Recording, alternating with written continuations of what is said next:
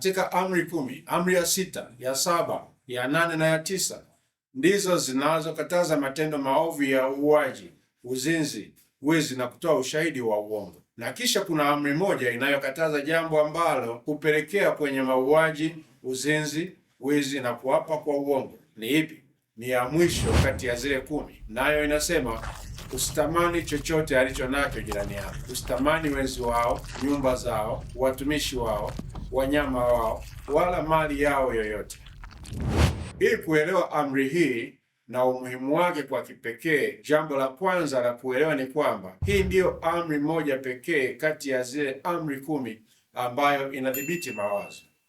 Amri zingine zote zimewekwa kudhibiti tabia. Kwa hakika, kati ya sheria 613 katika vitabu 5 vya Musa, hakuna inayodhibiti mawazo. Kwa nini basi ile amri ya 10 inahusisha sheria inayodhibiti mawazo? Kwa sababu ni kutamani ambapo mara nyingi huongoza kwenye uovu, au kuliweka kwa namna nyingine, kutamani ndiko kunakopelekea kukiuka amri 4 zinazotangulia, zile za kuua, uzinzi na kuapa kwa uongo. Fikiria kwa nini watu wanafanya mambo hayo katika muktadha mbalimbali.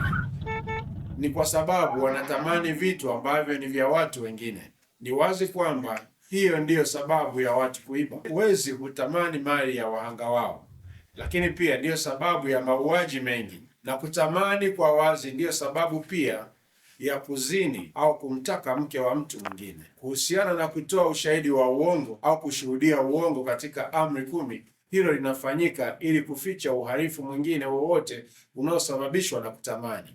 Lakini ili kuelewa kwa nini kutamani ni wazo moja ambalo limekatazwa katika amri 10 na mojawapo ya mawazo yaliyokatazwa katika Biblia nzima ya Kiebrania, tunahitaji kuelewa nini maana ya kutamani. Hakumaanishi kitu gani? Na muhimu zaidi, tuelewe kutamani hakumaanishi jambo gani. Kutamani ni zaidi ya kutaka. Kitenzi cha Kiebrania kinachosomeka kama lakmod, maana yake ni kutaka, kufikia hatua ya kutafuta, kuchukua au kumiliki kitu ambacho ni cha mtu mwingine. Kumbuka kuwa kuna vipengele viwili vinavyoongoza hapa: kutafuta kumiliki na ni mali ya mtu mwingine. Kutafuta kumiliki haimaanishi kuwa na wivu tu. Katika swala la mwenzi wa jirani yako, ni kutamani tu ndiko kunakohusika.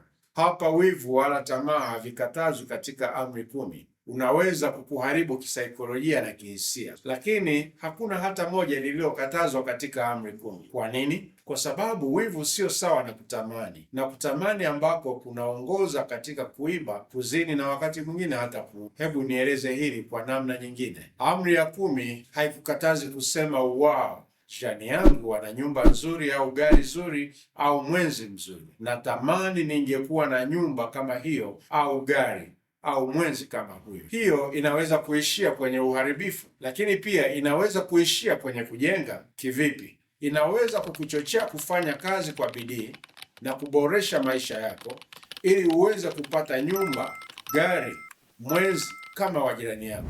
Lakini wakati unataka na unatafuta kupata miliki yake, nyumba maalum, gari au mwenzi wa mtu mwingine, ndipo uovu unapotokea.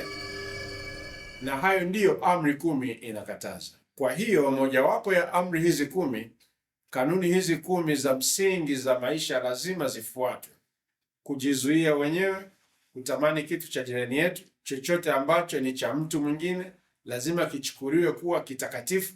Hatuwezi kutafuta kumiliki chochote ambacho ni cha mtu mwingine, kwa sababu kinachoweza kutokea ni ubaya tu. Mimi ni mtumishi wa Mungu, Emmanuel Daudi Chagala.